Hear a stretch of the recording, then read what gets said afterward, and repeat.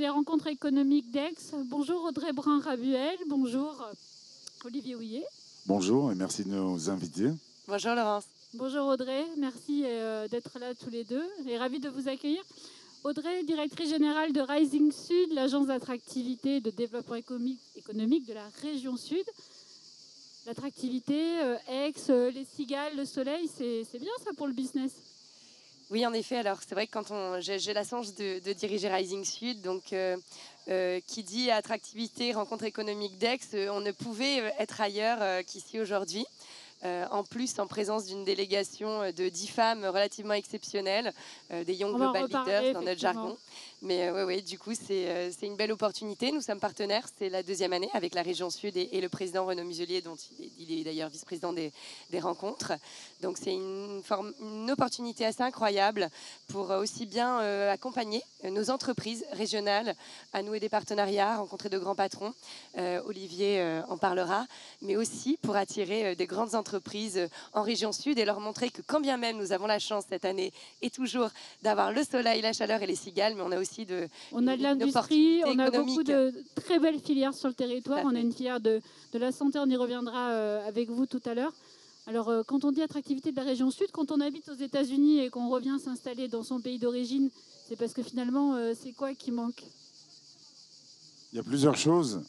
L'idée, quand je suis revenu après quelques années aux États-Unis, euphémisme, c'était de pouvoir créer en région Sud, grâce à l'attractivité du territoire, grâce aux aides et au soutien qu'on a de région Sud, de Rising Sud, de pouvoir avoir des conditions pour la recherche et le développement, notamment en intelligence artificielle. Il faut intégrer aussi Aix-Marseille Université dans cet écosystème, la Chambre de commerce Aix-Marseille-Provence, de pouvoir développer des choses qu'on ne peut pas développer ailleurs dans des conditions qui sont assez exceptionnelles, de soutien, d'aide au développement des entreprises. Ça, c'est pour la première partie, avec une société que j'ai cofondée avec Paul Barbas qui s'appelle Inclusive Brains. Et j'ai aussi eu la chance de rencontrer Philippe Véran, qui est le PDG et fondateur du groupe Biotech Dental, et avec qui nous avons fondé le premier institut d'intelligence artificielle au monde qui est dédié spécifiquement au monde dentaire. C'est vrai que Philippe Véran, puisque vous en parlez, lui a été assez visionnaire puisqu'il a fait de la fabrication additive, ce qu'on appelle de l'impression 3D, avant que ça devienne très à la mode. Donc on est une région assez avant-gardiste. Et pour aller dans votre sens, Philippe Véran investit depuis plus de 10 ans maintenant dans l'intelligence artificielle, avant même que ça ne soit la mode de l'intelligence artificielle générative, quand tout le monde semble avoir découvert ça à la fin novembre 2022, avec en point culminant l'année dernière le lancement de notre premier institut d'intelligence artificielle et aujourd'hui le lancement du premier assistant dédié exclusivement au monde dentaire avec de l'intelligence artificielle générative et en partenariat avec Inclusive Brains qui rend cet assistant encore plus humain grâce à ce qu'on fait. Vous nous expliquez ce que fait Inclusive Brains? Inclusive Brains mélange les neurosciences, parce qu'à l'origine je suis professeur de sciences comportementales et de neurosciences à Aix-Marseille Université, les neurosciences et l'intelligence artificielle pour permettre aux machines de s'adapter à nous. Quand vous achetez un ordinateur, quand vous achetez une voiture, quand vous avez un nouveau poste de travail, c'est vous qui vous adaptez à la machine. Or, que ce soit l'intelligence artificielle ou n'importe quelle technologie, ça doit avant tout servir les humains. Et aujourd'hui, grâce au grand bond en avant qu'on fait avec l'intelligence artificielle générative, on peut faire en sorte que votre station de travail s'adapte à vous, s'adapte à vos capacités d'attention, à vos capacités de gestion du stress, mais aussi s'adapte à certaines contraintes corporelles. Si vous êtes une personne en situation de handicap, et on y reviendra, j'imagine, mais vous pouvez, aujourd'hui, on peut faire contrôler des objets par la pensée, notamment des stations de travail. On le voit effectivement dans certains cas de maladies rares et graves. Peut-être avant de reposer une question à Audrey, de voir sa vision à l'inverse, mais quand on est aux États-Unis, le regard qu'on a sur sa région, même si on la connaît bien, c'est quoi? On a souvent comparé la région à la Silicon Valley de l'Europe. Est-ce que c'est vrai ou est-ce qu'on n'est pas obligé de copier ce qui existe déjà? C'est difficile d'être factuel. Le premier regard, c'est que la région me manquait. Et aussi parce que j'ai mes filles. C'est normal. J'ai mes filles en région. Mais il y a une capacité à pouvoir créer très facilement un écosystème parce qu'il y a de l'aide administrative, parce qu'il y a eu des efforts qui ont été faits depuis 2017 pour la facilitation le soutien, que ce soit financier, administratif. Et encore une fois, Rising Sud est au cœur de ce système-là pour nous aider à aller plus en avant, à nous consacrer à la recherche et au développement, mais aussi développer des partenariats. J'ai une belle histoire à vous raconter puisqu'on est en rencontre économique d'Aix. Il y a un an, l'année dernière, ici même, j'ai croisé Eileen Summerson-Cocky, qui est la PDG monde du groupe Allianz Trade. Et quelques mois plus tard, nous avons signé un partenariat mondial avec Allianz Trade, Inclusive Brains, pour utiliser l'intelligence artificielle et les neurosciences pour l'inclusion au travail. Donc c'est une belle histoire, encore une fois, qui s'est passée dans le Sud, alors que je voyage partout dans le monde. Et on a réussi à créer ce partenariat, et c'est parti d'ici. Audrey, c'est plutôt, vous êtes fière, non, de voir que finalement la région arrive à créer ce genre de partenariat? Oui, on est très fiers du parcours Olivier. Aussi, c'est un pari quand on fait revenir quelqu'un qui a un poste incroyable aux États-Unis, dans la Silicon Valley, avec potentiellement toutes les étoiles dans les yeux, de voir qu'on arrive à développer un business, qu'on est accompagné et qu'il est successful aussi, ce business. Voilà, donc Olivier a franchi le pas. Mathieu Flamini, qui était d'ailleurs speaker l'année dernière, parce qu'on aime aussi... Ancien joueur de foot de l'OM. Voilà, ancien joueur de foot qui est engagé aujourd'hui dans la chimie, a aussi su trouver en tout cas notre accompagnement, celui de la région, le nôtre et de tous nos partenaires. On a aujourd'hui une autre délégation. J'espère que ce sera aussi de belles histoires. Et au-delà de ça, ces entreprises qu'on attire, on les implique aussi dans l'écosystème. Mathieu avait parlé l'année dernière aux rencontres économiques d'Aix sur notre proposition. Voilà, c'était un speaker formidable et un ambassadeur du territoire. Olivier en est un. Sahar Albazar, qui fait partie de la délégation que nous menons de femmes pendant ces 3 jours, parlera aussi demain aux rencontres économiques d'Aix. Elle est au Parlement égyptien. Voilà, il y a des projets, des relations qui se créent. Et moi, je crois beaucoup à l'intuitu personné, aussi aux connexions et aux liens qu'on arrive avec ces gens et qu'on peut pérenniser dans le temps. C'est extrêmement important. D'autant plus qu'il y a ce qui se passe en région et le fait que la région soit vraiment une rampe de lancement vers de l'impact national et international. J'étais avec le président Muselier en début d'année à Davos. Grâce à Rising Sud, j'ai pu représenter la région à un événement qui s'appelle Vision Golf, qui est organisé par le ministère de l'économie et de l'industrie, où tous les pays du Golfe viennent et dans lequel on était avec Audrey, une délégation. On a pu notamment déclencher certaines actions et commencer à négocier des partenariats. Il y a eu Choose France un peu plus tôt dans l'année aussi.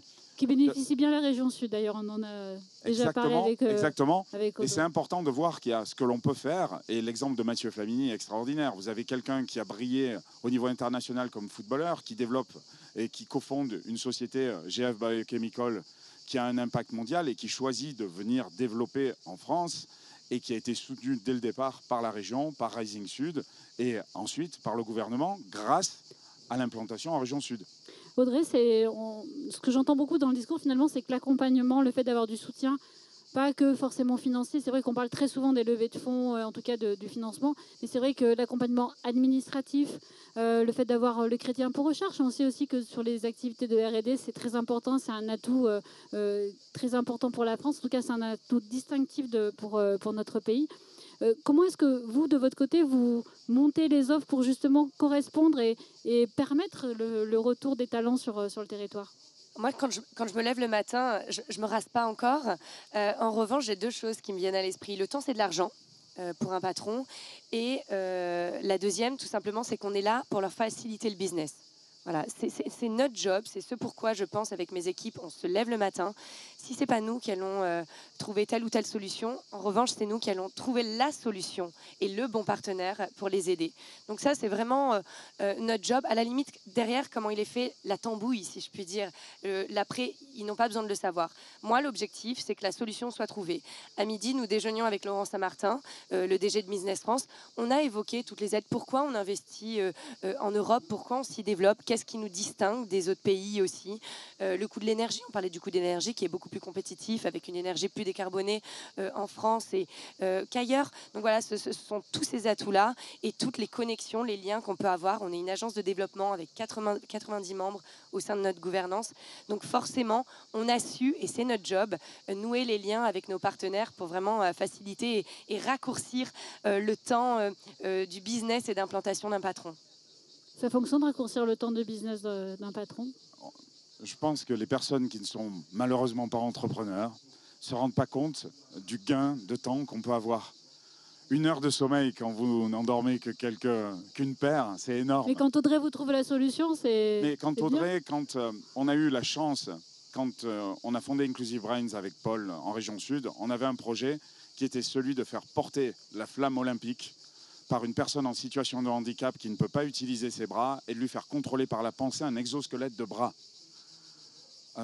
Dès le départ, la plupart des gens à qui on en a parlé nous ont pris un petit peu pour des fous. Aujourd'hui, vous êtes fous, oui. On est allé à la région, on est allé à la chambre de commerce et on a été soutenu tout de suite. Et ça a donné une première mondiale le 9 mai en présence du président Muselier avec toute l'équipe où Nathalie Labrégère, qui est polyhandicapée, a pu porter cette flamme olympique qui est un moment unique qui nous a emmenés par la suite aux Nations Unies où on a fait envoyer un tweet par la pensée au président Macron qui a répondu. Et tout ça, il y a un effet boule de neige. Sans le soutien initial de personnes qui croient en vous, qui prennent un pari, on parle souvent du risque qui est pris par les investisseurs, les capitaux risques. Mais les collectivités locales, territoriales, les grandes institutions régionales, c'est super important pour nous. Aussi pour moi, pour me réadapter au système français. J'ai passé une grosse partie de ma carrière à l'étranger et le business se fait de manière totalement différente. Et pour ça, c'est difficilement quantifiable sur le moment, mais quand on voit les résultats, quand on a vu des milliers de personnes devant nous dans les rues de Marseille pour célébrer une personne en situation de handicap qui, grâce à l'intelligence artificielle et aux neurotechnologies, a pu réaliser le rêve d'une vie avec ses parents, avec son frère, c'est extraordinaire. Ce jour-là, on sait que ces années de travail, qui en plus vont avoir un impact avec le partenariat avec Allianz Trade, encore une fois, qui a été initié ici, vont avoir un impact au-delà de cet événement. Mais dans le monde du travail, pour l'inclusion, on peut parler aussi du fait que dans la délégation que Rising Sud a invitée, il y a Susanna Rogers, qui est championne paralympique de natation, qui d'ailleurs est derrière nous, on la voit là. Je peux vous dire que je l'ai vue nager hier, c'est assez impressionnant. Oui, oui. Mais qui, au-delà de sa carrière d'athlète de très haut niveau, aujourd'hui travaille au Foreign Office et a un véritable impact.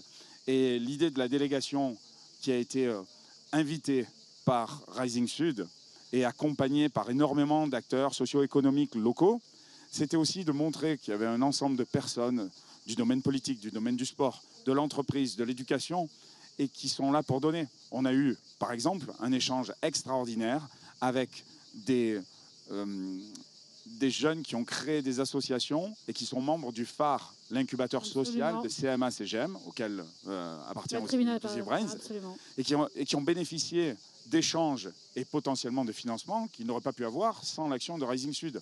Donc l'impact, il est au niveau du business, il y a l'impact social. Oui, ça a un impact multiple et finalement qui se décline un peu en boule de neige. Année après année. Je pense, pardon Laurence, peut-être pour ajouter, c'est qu'on a une chance assez exceptionnelle, c'est qu'on a un président de région qui est accessible, très accessible. À l'écoute. Qui est entouré d'une équipe formidable, qui est là aussi pour faciliter. Et au-delà d'être accessible, on a un patron de région qui est chef d'entreprise. Donc qui croit en l'entreprise, qui croit en l'entrepreneur. Et quand il donne sa parole, c'est vrai qu'il va jusqu'au bout. Et cette connexion qu'il a pu avoir quand on a accueilli notre délégation mercredi, on a fait un dîner avec, entre nous, si je puis dire, avec quelques partenaires, quelques acteurs clés du territoire. Cyril Zimmerman notamment, parce qu'on a pas mal d'entreprises dans la tech, Tencent, des boîtes aussi américaines, entre autres. On a un président qui a parlé, qui a joué le jeu, qui a mouillé la chemise, pardonnez-moi de le dire, et tout le monde est ressorti en disant waouh, mais en fait c'est ça le Sud. Je pense qu'on n'est pas forcément, on ressort pas lisse, si je puis dire, de cette expérience dans le Sud. Je pense qu'on s'en souvient et que c'est ça aussi, cette accessibilité, dire les choses avec le sourire. C'est bête, mais et derrière avoir un suivi et un vrai suivi, on n'est pas que là pour m'envoyer des stars et des paillettes. D'ailleurs, on fait les choses souvent assez, en tout cas discrètement. On essaye et ça, c'est extrêmement important. Justement, sur la délégation que vous menez, pourquoi cette délégation? Qu'est-ce qui vous a eu l'idée de réunir des femmes? C'est montrer le territoire autrement, c'est montrer justement les connexions qu'il y avait avec l'international. J'aimerais bien qu'on revienne d'ailleurs après peut-être sur le côté international. Alors, c'est la deuxième fois qu'on accueille une délégation de Young Global Leaders. La première fois, on a réussi à accueillir Olivier et Mathieu. On se dit, bon, ça marche plutôt bien. On va continuer. J'espère, Laurence, être là l'année prochaine ou dans 2 ans pour vous dire qu'on a continué à réussir à attirer de belles entreprises, des entreprises qui font sens. On n'attire pas seulement 10 femmes parce qu'elles sont géniales et qu'elles ont un beau CV et qu'elles changent le monde. Quand bien même ce soit vrai, je vous invite à regarder les CV, mais aussi parce que ça fait sens sur notre territoire, parce qu'elles développent des technologies, des filières qui ont en tout cas un écosystème qu'on est en capacité d'accueillir et d'accompagner dans le Sud. Et pourquoi des femmes? Parce que ce sont les plus réactives, les premières à répondre et les plus fines. Oui, c'était pas censé être une délégation de femmes, et c'est ça qui est extraordinaire. C'est-à-dire qu'on a eu les profils. Vous avez Malak Al-Kheli qui vient de Jordanie, qui est une des plus grosses négociatrices, import-export en tout ce qui est grain, blé, et qui travaille avec Soufflet in Vivo en France. On a Mouna Al-Sayam et Mouna qui nous a expliqué aujourd'hui que parmi ces nombreuses activités, qui était la première femme à la télévision en Arabie Saoudite, mais Mouna nous expliquait aujourd'hui qu'elle elle est à la tête du numéro 2 de tout ce qui est poulet au monde. Et là, on avait un côté agriculture, ferme, nourriture, etc., qui, là encore, au niveau de la région, était extrêmement intéressant. Il n'y avait pas que de la tech, il n'y avait pas que de l'IA. On avait l'hydrogène, de l'énergie. Alors justement, Audrey, j'ai une question. Ce matin, on a appris que Carbone, la gigafactory solaire qui va s'installer à Fos-sur-Mer, a été reconnue comme projet national majeur. Décret est sorti. C'est différents projets, parce qu'on parle beaucoup de carbone, mais ce n'est pas le seul. Sur l'hydrogène, il y a notamment H2V, par exemple. Tous ces projets-là, est-ce que ça a changé quelque chose sur le regard de la région en termes d'industrie? On sait que la région sud n'est pas forcément reconnue pour sa filière industrielle, ce qui est un manque finalement, alors qu'il y a une vraie filière qui existe. Est-ce que ça a changé quelque chose dans le regard? Est-ce qu'on vient aussi vous voir en vous disant finalement il y a l'industrie ici et ça m'intéresse? Alors, les connaisseurs, oui. Évidemment, parce qu'on est en train de structurer des filières sur le territoire, des filières industrielles porteuses d'avenir. Donc évidemment, oui, le visage change. Après, quand on ne connaît pas forcément la région, allez dire à un Texan où se trouve la France et la région sud, je vous souhaite bonne chance. Donc déjà, quand on arrive à faire connaître ce territoire, ces écosystèmes, moi je le vois avec les Young Global Leaders, elles ont découvert des choses relativement incroyables, des entreprises aussi extrêmement engagées, que la CMA-CGM, ça se trouve en région sud, que Robertet à Grasse aussi est un pionnier dans le monde de la cosmétique, que c'est chez nous. On voit un petit peu ce regard étonné. Donc voilà, ça se complète. Si vous connaissez bien évidemment la filière, vous êtes plus alerte. Et oui, ça change, ça structure les choses, ça facilite. Mais ça facilite pourquoi? Parce qu'il y a eu un gros travail derrière, un travail de recherche de foncier, un travail de recherche de financement, un travail de lobby au sens noble pour que ce projet se fasse chez nous et pas ailleurs. Donc ça, c'est évident. Donc oui, mon capitaine, si je puis dire. Mais je pense qu'il y a un des objectifs qu'on doit avoir, c'est que ça soit via les Young Global Leaders, via d'autres communautés, les gens qu'on invite, c'est qu'ils soient plus surpris d'apprendre qu'il y a des choses extraordinaires ici. C'est-à-dire quand on leur a expliqué qu'il y avait eu un partenariat stratégique entre Biotech Dental, qui est numéro 1 européen de la dentisterie, et Henry Schein, qui est numéro 1 mondial, et ce qui fait le plus gros conglomérat au monde. Vous avez dû la peine à le croire, et que tout ça était parti de Salon de Provence quand même. Et je pense que c'est important. Et l'effort, encore une fois, c'est énormément de travail. On peut nous parler de chance. Moi, il y a une citation que j'adore, qui est de l'ancien président américain Thomas Jefferson, qui dit « Je crois beaucoup à la chance, et plus je travaille, plus j'en ai ». Et je pense que ça résume assez bien ce qui se passe. Avec ce que disait aussi Audrey, c'est qu'il y a énormément de travail qui est fait en coulisses pour que, sur scène, on ne voit pas les efforts. Et que les gens viennent et, encore une fois, découvrent. Et moi, mon souhait le plus cher, c'est qu'il y ait de plus en plus de personnes qui viennent et qui soient de moins en moins surprises de voir des choses extraordinaires chez nous, parce que nous, on sait qu'il se passe des choses extraordinaires en recherche, en développement, en industrie, en impact social. Il faut que maintenant le monde le sache encore plus, et c'est pour ça que ce que fait Rising. Peut-être le mot de la fin, Audrey, le thème des rencontres, c'est relier les mondes. Finalement, c'est ce que vous faites. Qu'est-ce qu'on peut souhaiter au territoire pendant les 2 ans qui viennent? Là, on a 10 personnalités qui n'étaient peut-être pas au programme, si je puis dire, des rencontres économiques d'Aix qui sont présentes aujourd'hui et demain. Donc, c'est formidable. On souhaite, je ne sais pas si on doit souhaiter plus. Mieux? Ouais, tu le sais, Laurent, c'est un peu ma marotte, mais peut-être mieux avec des beaux projets qui nous donnent du sens et continuer. C'est un des 3 métiers de l'agence, hein, vraiment. Notre premier métier, c'est d'accompagner le développement économique de nos entreprises en local, c'est primordial. Le deuxième, c'est d'attirer des entreprises étrangères, évidemment. Et le troisième, c'est de changer l'image de ce territoire, de promouvoir l'image économique. Rising Sud, c'est celui qui doit booster et changer l'image économique du Sud à l'international. Donc si on connaît parfaitement le Sud, partout dans le monde, et peut-être même Mont-Texan dans quelques années, voire dans 2 ans, je serai très heureuse. Et pour finir, on vous offre une championne paralympique qui est membre de la délégation, Suzy Rogers, championne paralympique qui a fait les JO, les Jeux paralympiques en 2012 et 2016. Et qui est là avec un impact social et qui était partie prenante dans le projet Prometheus qui a été soutenu par la région et Rising Sud et Alliance Ride. Donc, on ferme la boucle. C'est une équipe. Exactement, c'est un très beau mot de la fin. Vive l'esprit d'équipe. Merci à tous les deux, merci à tous les 3 et à très bientôt. Merci.